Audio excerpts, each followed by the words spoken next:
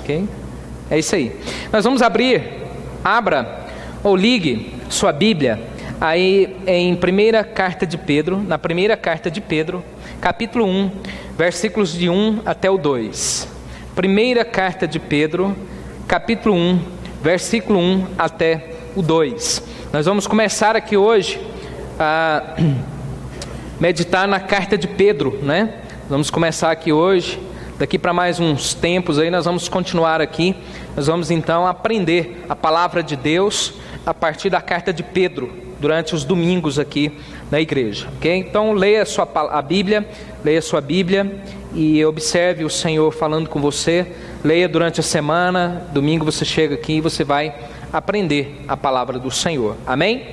Nós vamos então ler aqui o texto, diz assim: Pedro, apóstolo de Jesus Cristo, aos eleitos de Deus, peregrinos, dispersos no Ponto, na Galácia, na Capadócia, na província da Ásia e na Bitínia, Deus escolhidos, de acordo com o pré-conhecimento de Deus Pai, pela obra santificadora do Espírito, para a obediência a Jesus Cristo e a aspersão do seu sangue. Graça e paz lhes sejam multiplicadas. Amém, irmãos?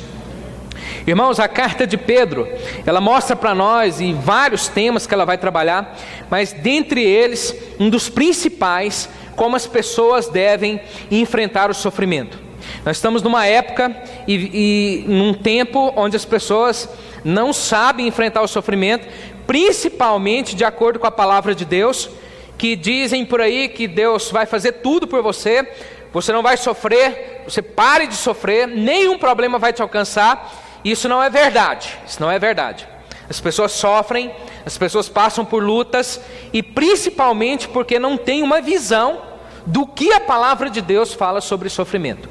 Mas ela não fala só sobre isso, ela vai falar também sobre nos submetermos a Deus, sobre nós fugirmos do diabo, sairmos da proximidade com o maligno, e ela vai falar também, principalmente, da esperança em Deus, da esperança.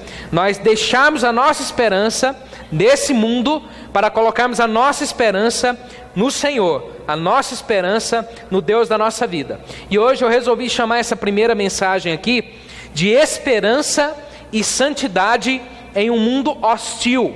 Mundo hostil é um mundo dolorido, de tristeza, de doenças, de problemas familiares, de problemas financeiros, de toda desordem psicológica, psiquiátrica, de violência. Esse é o mundo que nós vivemos.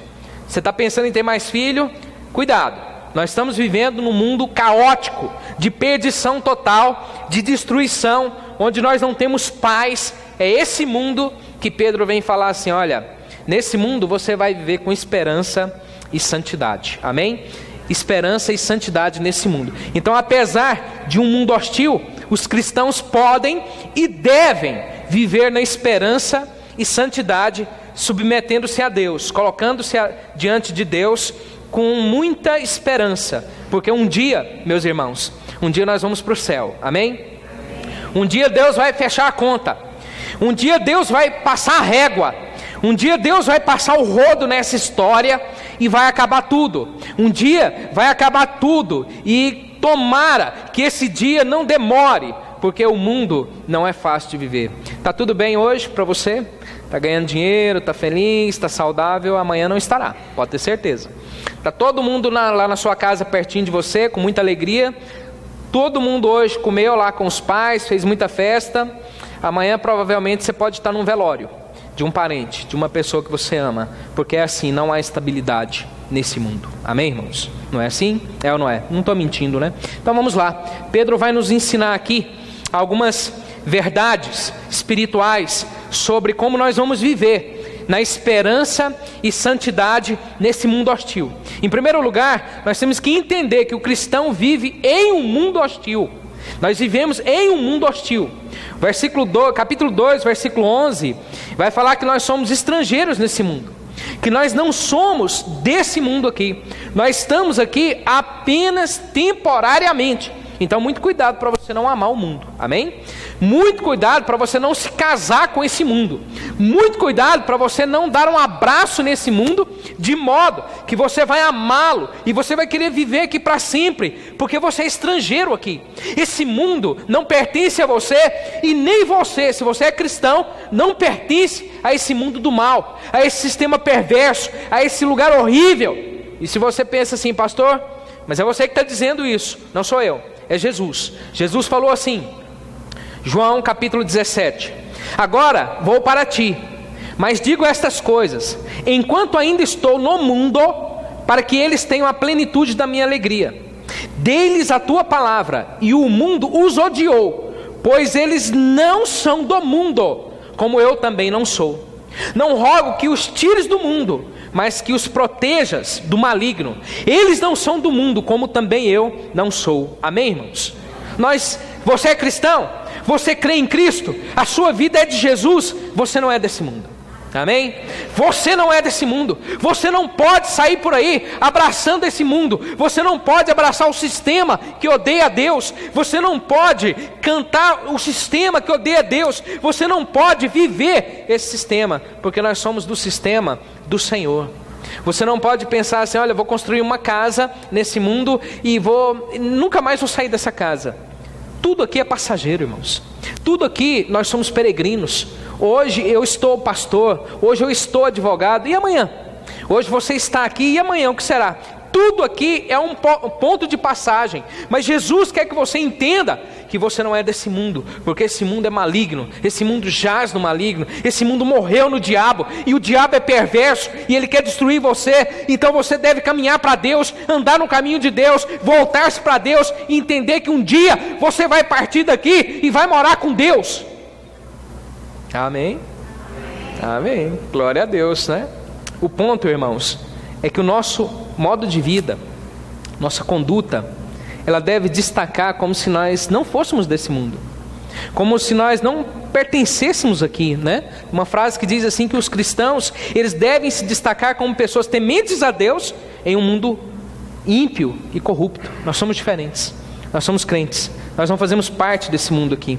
Então, Pedro ele vai deixar claro e nos mostrar que não ser do mundo não quer dizer que nós vamos enclausurar, nós vamos participar, mas nós vamos viver com uma conduta diferente. Lá no capítulo 2, versículo 12, ele diz assim: vivam entre os pagãos de maneira exemplar, para que naquilo que eles os acusam de praticarem o mal, observem as boas obras que vocês praticam e glorifiquem a Deus no dia da sua intervenção. Meus irmãos, a igreja, muitas vezes ela não entendeu e ela preferiu simplificar. Olha, não ser do mundo é sair de tudo. Seus parentes estão lá em casa, lá na sua casa, fazendo festa, não vá lá. Olha, isso aqui não é de Deus, a música que não é cantada na igreja é música do mundo. E as pessoas não cantam elas e falam assim, mas vem os filmes do mundo, os jogos do mundo, as novelas do mundo. Então as pessoas escolheram, a igreja no geral ela escolheu uma parte só e falou, isso é o mundo. Mas o que é o mundo? O mundo, irmãos, é todo sistema contrário a Deus. Se uma coisa é contra Deus, é mundo. Pode estar dentro da igreja, fora da igreja. Nós temos que participar de todos os lugares. Temos que estar na política, temos que estar na medicina, na ciência, temos que estar em todos os lugares. Pedro fala assim, vivam entre os pagãos de maneira exemplar. Nós estaremos lá, mas de uma forma diferente. Amém? O problema é os crentes trafegarem. Olha, eu não vou na porta de um bar porque o bar não é de Deus, mas lá na empresa dele está passando todo mundo para trás. Lá no negócio dele, ele engana as pessoas, vende uma coisa, entrega outra. Isso é o mundo. Ele tem uma palavra, não respeita as pessoas. Tem uma palavra, aquela palavra não é a verdadeira. Isso é o mundo. A conduta é o que Deus está nos chamando a mudar. 1 Pedro 4,19 diz assim: por isso mesmo, aqueles que sofrem de acordo com a vontade de Deus devem confiar a Deus as suas vidas, ao seu fiel Criador, e praticar o bem. O bem. Paulo fala, aquele que roubava, lá em Efésios, aquele que roubava não roube mais, antes trabalhe para que tenha com o que contribuir. Não adianta, irmãos, nós pintarmos santidade em nós, se nós não fazemos o bem, se nós não alteramos esse mundo com a nossa prática de bem, com a nossa prática de mudança. Não adianta você cruzar o braço e ficar criticando o mundo se você não pratica o bem nesse mundo. Nós temos que transformar, nós temos que atuar. A igreja, ela tem que atuar mais do que os espíritas, ela tem que atuar mais do que os mormons. A igreja, ela tem que, às vezes, deixar de ser mais templista e trabalhadora, de uma forma pessoal, de uma forma a ajudar uma pessoa, uma família, uma comunidade, de uma forma mais prática.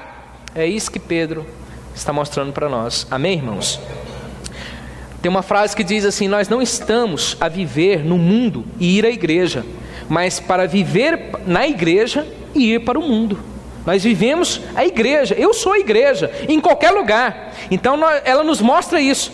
Estrangeiros, irmãos, significa que nós estamos de passagem, mas enquanto passamos, nós fazemos a mudança nesse lugar. Amém? Você tem mudado onde você passa? Onde você passa tem a beleza de Cristo? Tem Cristo na tua palavra? Tem Cristo na sua ação? Tem Cristo no seu jeito de tratar as pessoas? Ou não? Se tiver, você está praticando. Amém, irmãos?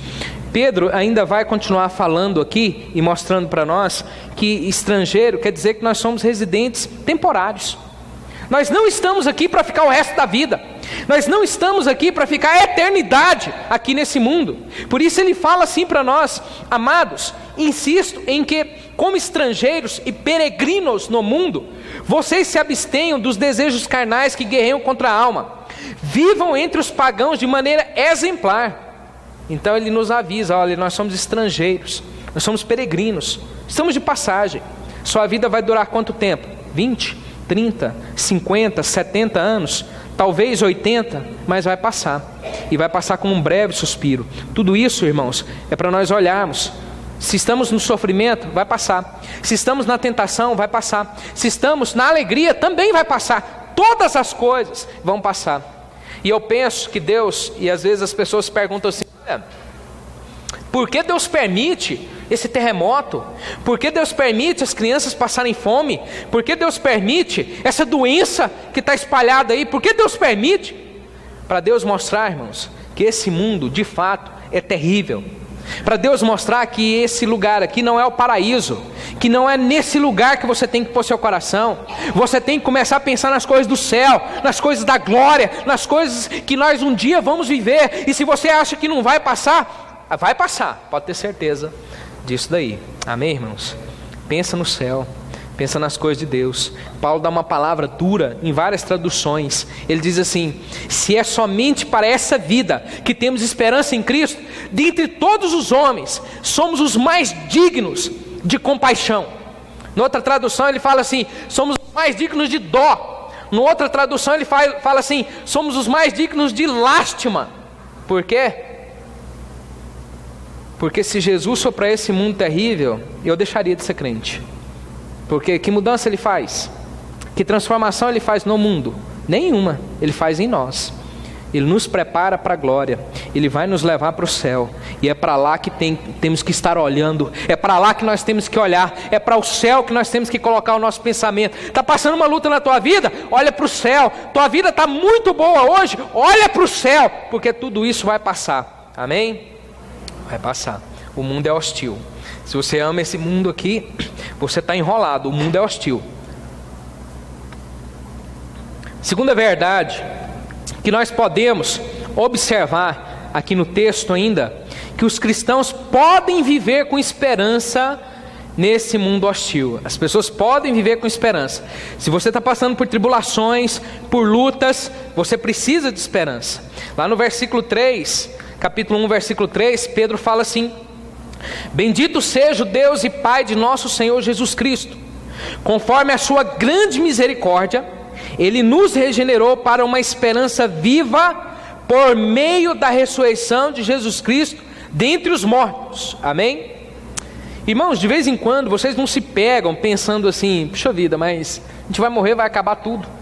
Ninguém pensa nisso, não. De vez em quando você está trabalhando muito lá, você não pensa assim: não, puxa vida, mas daqui um dia eu vou morrer, como é que vai ser isso daqui? Ninguém pensa assim: nossa, e quando eu morrer, o que vai acontecer? E o que vai acontecer comigo? Ninguém pensa nisso, não é? De vez em quando dá um desespero. Nós ficamos assim: meu Deus, e agora? O que será? E sabe por que dá o desespero? porque nós perdemos a esperança em Cristo. Aqui a nossa esperança, Pedro fala, está na ressurreição de Jesus Cristo. Se Jesus não tivesse ressuscitado, não havia esperança para nós. Irmãos, não há nada mais desesperador do que a pessoa pensar que vai acabar. Vai acabar. Meu Deus, vai acabar tudo. Quando eu fechar os olhos, acabou tudo para mim. O que adiantou eu viver? Qual o sentido da vida? Por que eu nasci? Por que eu tive que estudar? Por que eu fui trabalhar? Para que a gente fazer tudo isso? Para que essa loucura desse trânsito? Para que essa loucura das pessoas lutarem pelos bens, lutarem pelas pessoas, sendo que tudo vai acabar? Para que essa loucura nossa? Qual o sentido disso? O mundo é hostil. O sentido que nós podemos encontrar é de colocarmos a nossa esperança em Cristo. Eu vou passar aqui um tempo de deserto, mas um dia eu vou para o céu. Lá no céu não haverá essa luta. Lá no céu não haverá doença. Lá no céu não haverá plano de saúde, hospitais. Lá no céu não haverá dores, lágrimas, tristezas. Lá no céu haverá a tranquilidade, a paz, o descanso. Nós vamos descansar em Deus. Nós vamos então ter um tempo, um lugar, um momento tão maravilhoso de alegria. É tudo isso que nós procuramos, amém, irmãos?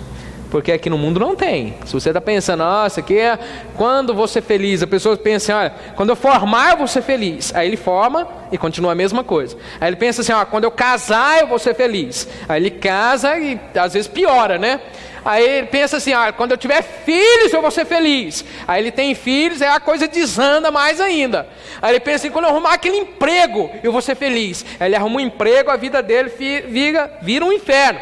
Aí ele fala assim, olha, quando eu montar uma empresa, ele monta a empresa e quebra. Ou não, e outros problemas vêm. A vida é uma variante, toda hora uma coisa muda. Então, irmãos, não há um momento de felicidade ou um tempo de felicidade. E nós precisamos de ter esperança. Nós estamos aqui, mas vamos para o céu. Amém? A pessoa morreu, está lá no caixão, a gente chega, olha, sente tanta pena. Tanta pena das pessoas chorando em volta. Tanta pena daquela família que perdeu a mãe, que perdeu o pai. Hoje é dia dos pais. Muitas pessoas aí morreram hoje e são pais. Muitos filhos vão, o ano que vem, chegar no dia dos pais com muita tristeza, porque perderam o pai nesse exato dia. Vamos pensar isso. E o que nós temos para mostrar para essas pessoas? A esperança da ressurreição em Cristo. Amém? A esperança da ressurreição em Cristo. Não há outra coisa, irmãos. Quando nós começamos a pensar nisso, nós podemos observar, em primeiro lugar, que nós podemos ter esperança, porque nós fomos escolhidos por Deus. Deus nos escolheu. Pedro, ele vai mostrar em várias partes desse texto dele, a carta de Pedro, nos seus 4 capítulos, que nós fomos escolhidos por Deus. Ele nos chamou para nós vivermos com Deus. O 4,19, eu já li aqui, ele diz assim: por isso mesmo, aqueles que sofrem de acordo com a vontade de Deus, devem confiar suas vidas ao seu fiel Criador e praticar o bem. Confie em Deus, tem esperança em Deus, pense em Deus, sabe? Deus te escolheu, Deus te chamou desde o início, desde sempre. Não fomos nós que escolhemos, não. Outro dia eu estava pensando, a pessoa fala assim: olha, encontrei Jesus. Que encontrou? Jesus estava perdido, não. Perdido era você. Você foi encontrado. Paulo, ele fala assim para nós lá em Gálatas 1,15: mas Deus me separou desde o ventre materno e me chamou na sua graça, quando lhe agradou. Olha só. Paulo perseguia os cristãos, os matava, apesar de ser um escolhido de Deus. Lá em Atos, capítulo 26, 28, por ali, Paulo fala assim: eu vou para Corinto, porque lá Deus tem muito povo, não havia uma igreja lá. E por que ele fala isso? Porque ele sabe que Deus tinha escolhidos lá, Deus te escolheu, amém? Deus escolheu você. Aí você fala assim: pastor, Deus me escolheu mesmo? Sim, não foi você que escolheu Deus, não, foi Deus que escolheu você. Lá em Romanos ele diz assim: olha, todavia, antes que os gêmeos nascessem, ou fizessem qualquer coisa boa ou má, a fim de que o propósito de Deus, conforme a eleição, permanecesse. Deus nos elegeu, Deus nos escolheu. Romanos 9,16 diz assim: portanto, isso não depende do desejo ou do esforço humano, mas da misericórdia de Deus. Deus teve misericórdia. Você pensa assim: olha, pastor, eu estou indo para a igreja, eu resolvi agora ir para a igreja. Você não resolveu nada, Foi Deus que resolveu para você. Foi Deus que tocou teu coração. Foi Deus que te chamou. Foi Deus que te escolheu. Romanos 9:18 diz assim, ó: portanto, Deus tem misericórdia de quem Ele quer, e endurece a quem Ele quer também.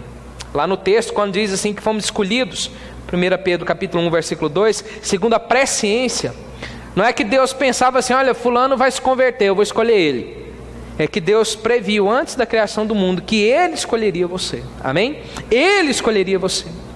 Nós podemos ter esperança, irmãos, porque somos salvos pelo Deus uno e trino. Deus é um e é três ao mesmo tempo. Nós somos salvos por Ele.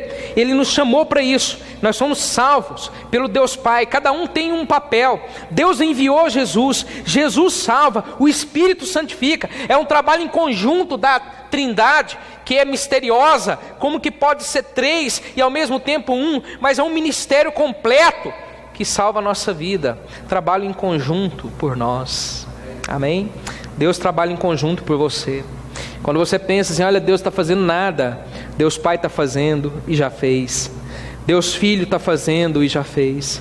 Deus Espírito está fazendo e já fez. Ele está conosco, amém? Ele está conosco, Deus está com você, Deus está conosco, Deus está na nossa vida. E nós podemos ainda, irmãos, observar que nós podemos ter esperança porque aproveitamos a graça e a paz de Deus multiplicadas em nossa vida. Nós cumprimentamos as pessoas, graça e paz, paz do Senhor, a paz e a graça de Deus. E só porque graça e paz não é só um cumprimento, é muito mais. É a graça de Deus ter me escolhido, eu pecador. Você acha que você está na igreja porque você é bonzinho? Você acha que você está na igreja porque você vai na escola dominical, não faz isso, não faz aquilo? Nada disso. Foi porque Deus resolveu, com a graça dele, te alcançar. E falou assim, ó, você vem.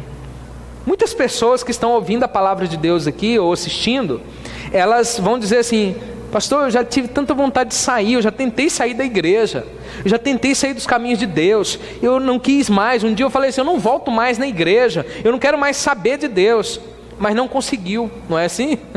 Tem muita gente que fala assim, ó, eu tentei seguir o caminho de Deus e não dei conta.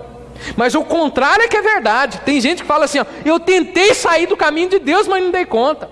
Observa a vida de Paulo, observa a vida de Pedro. Pedro é a ilustração da graça de Deus. Pedro foi um cara terrível, ele era impulsivo. Veio um homem para prender Jesus, ele corta a orelha dele. Passa um pouco, ele fala assim, eu nunca vou te abandonar, Jesus. Passa mais um pouquinho, ele está negando Jesus 3 vezes. Jesus morre, Pedro volta para pescar, ele abandona. Aí Jesus volta e chama ele de novo. Pedro, tu me amas? E o que é isso, irmãos? Graça, somente graça. Pedro tinha qual qualidade? Pedro tinha o quê? O que Pedro era? Um alvo da graça. Assim foi Paulo também. Paulo passa por apedrejamento, ele passa por naufrágio, ele passa por perigo de vida, ele passa por humilhação, prisões, mas ele continua firme. E sabe por quê? Não é porque ele é firme, não. É porque Deus quis assim. Amém? As pessoas falam assim, pastor, eu queria andar no caminho de Deus, mas não dá conta de seguir firme. Não é você que dá conta não, irmão. É Deus que te chamou e que te capacita. É Deus que te chamou e que te enche de força. É o Deus poderoso que te dá graça e te dá paz também no seu coração. Amém? 1 Pedro 3,7 fala assim, do mesmo modo vocês, maridos, sejam sábios no convívio com suas mulheres e tratem-nas com honra, como parte mais frágil e co-herdeiras do dom da graça da vida, de forma que não sejam interrompidas as suas orações. As mulheres, os homens, todos somos co-herdeiros da graça. A graça, nós não merecemos. O que você tem lá na sua casa hoje, você não merece. Quando as pessoas falam assim, olha, eu não merecia, ou então, se Deus achar que eu estou merecendo, as pessoas falam assim, olha, pastor, se Deus achar que eu mereço, jamais diga isso, jamais. Coloca um jamais na sua vida, coloca um nunca. Você nunca vai dizer que você merece nada, porque se nós fôssemos receber o que merecemos, iríamos direto para o inferno, iríamos direto para o castigo. Nós não merecemos nada, mas sem merecer Deus nos deu. E sabe por quê? Para que você viesse aqui no domingo e falasse assim, oh, glória a Deus, porque tudo que eu tenho, tudo que eu sou, eu não mereço, mas ainda assim o Senhor me deu. Ainda assim. E quando nós fazemos isso e reconhecemos, nosso coração inunda de paz. Paz, irmãos, é o resultado interior de experimentar a graça. Puxa vida, Deus é tão bom, né? Deus é tão maravilhoso. Nosso coração enche de paz. Eu quero mais, eu quero mais. Então tenta sair do caminho de Deus para ver se você dá conta. Se você é escolhido de Deus, você nunca vai sair do caminho de Deus, amém? Você vai às vezes ficar chateado, às vezes afastar um pouco, mas depois você vai voltar, porque você não aguenta ficar sem. Pastor, eu estava lá em casa, aí passou um pessoal lá na porta, eu pensei, gente, esse povo vai para a igreja e eu estou aqui.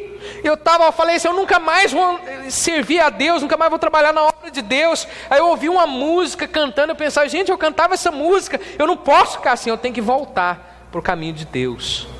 O filho pródigo, ele fala, me dá meu dinheiro, eu quero aproveitar.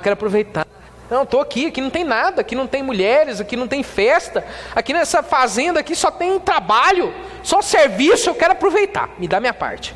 Pegou a parte e sai pelo mundo e gastando, esbanjando, e de repente começa a vir os problemas e as dificuldades e as lutas, e não foram por causa das lutas. Eu penso até que se ele continuasse rico, ele ainda voltaria.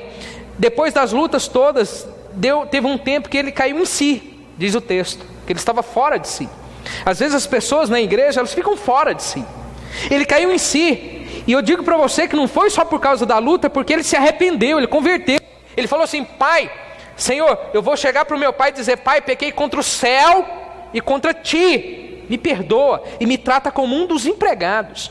Ele queria estar no meio ele queria estar perto do pai, ele queria voltar para o pai dele e estar lá na fazenda, lá naquela comunhão. Então ele larga tudo. Ele poderia ser um independente e falar assim, olha, eu nunca vou voltar, eu nunca vou abaixar a cabeça, eu nunca vou reconhecer que eu errei, eu nunca vou permitir que meu pai, ele venha danar comigo novamente, eu simplesmente vou seguir minha vida dos porcos para lá. Mas ele volta e se arrepende. Sabe por quê? Porque ele é filho, amém? Falsa, não é íntegra, é hipócrita, invejosa e maledicente. Pedro fala, livrem-se dessas coisas, não é das pessoas, é uma questão de caráter. A santidade, irmãos, ela não afeta o que a gente come. Se você se transformar em mormon, você fala assim, pastor, eu cansei de ser crente da igreja cristã, eu agora quero ser mormon. Você bebe chá, bebe Coca-Cola, você vai ter que largar, porque lá é pecado. Ué, mas aqui não é, lá, como é que é esse negócio? Lá é, lá não pode. Chá que tem estimulante, qualquer um, chá mate, chá verde, qualquer um. Coca-Cola, piorou. Aqui na igreja é proibido beber coca, vocês sabem, né? Tô brincando, irmãos. Cada um bebe o que quiser, né? Mas se você for para lá, é. Mas você fala, mas aqui não é. Porque as pessoas ficam brigando por causa dessas besteiras. Ficam preocupadas com essas coisinhas que não levam a gente nem para lá nem para cá. Elas ficam discutindo, escrevendo uma tese, uma dissertação inteira sobre coisas que não nos mudam interiormente. Quando Pedro vem e fala assim, livrem-se disso daqui, no caráter de vocês. Santidade é se livrar disso daqui, Santidade é você ter uma palavra só. Santidade é você dizer que vai fazer e faz. Santidade é as pessoas poderem contar com você. Santidade é você, mesmo sabendo o defeito das pessoas, não sair por aí falando deles, porque você não tem que fazer isso. Jesus falou para nós amarmos até os inimigos e falar bem dos que nos caluniam. Então nós não fomos chamados para isso, nós fomos chamados para bem dizer. Amém, irmãos? Santidade é essa separação. Pastor, eu sou santo, eu não escuto música do mundo, mas lê livro do mundo, vê filme do mundo, o jogo do mundo. Essas coisas não são do mundo também? Entendeu? Nós escolhemos uma coisa e jogamos nela toda a culpa, e nós nos eximimos do nosso defeito de caráter. É em nós que tem que trabalhar, não é nas coisas. As coisas vão estar aí, e nós? Somos nós que temos que ser trabalhados. Nós temos que mudar, nós temos que transformar, porque nós somos chamados para a obediência. Romanos 1,5, Paulo fala assim, por meio dele, por causa do seu nome, recebemos graça e apostolado para chamar dentre todas as nações um povo para a obediência que vem pela fé. Obediência. 1 Pedro 4,17, Pedro vai dizer assim, pois chegou a hora, de começar o julgamento pela casa de Deus, e se começa primeiro conosco, qual será o fim daqueles que não obedecem o Evangelho de Deus? Nós somos chamados, irmãos, e a santidade, ela significa isso. Fomos chamados para ser obedientes ao Evangelho. O que é o Evangelho? O Evangelho, nós devemos amar as pessoas. O Evangelho, nós devemos amar a Deus. Se nós estamos amando as pessoas e estamos amando a Deus, nosso comportamento gera isso, nós obedecemos o Evangelho. Se nós não amamos as pessoas, nem ainda amamos a Deus, não estamos em santificação, não obedecemos o Evangelho, não obedecemos a Cristo. Ainda que eu venha à igreja de manhã, de tarde, de noite, todos os dias da semana. Lá perto da minha casa, em Unai, tinha uma igreja lá embaixo, né? Abaixo da minha casa, e estava escrito lá na parede assim: culto todos os dias, a partir das 19 horas. É todo dia, não tem hora para acabar. Todos os dias, a partir das 19 horas. Todos os dias. E que adianta?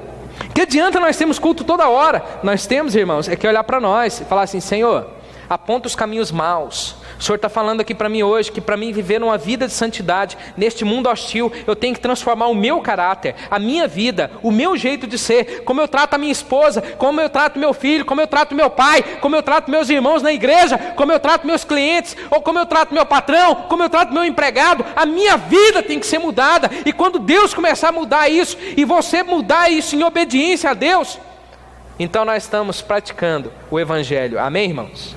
Amém? Vamos orar?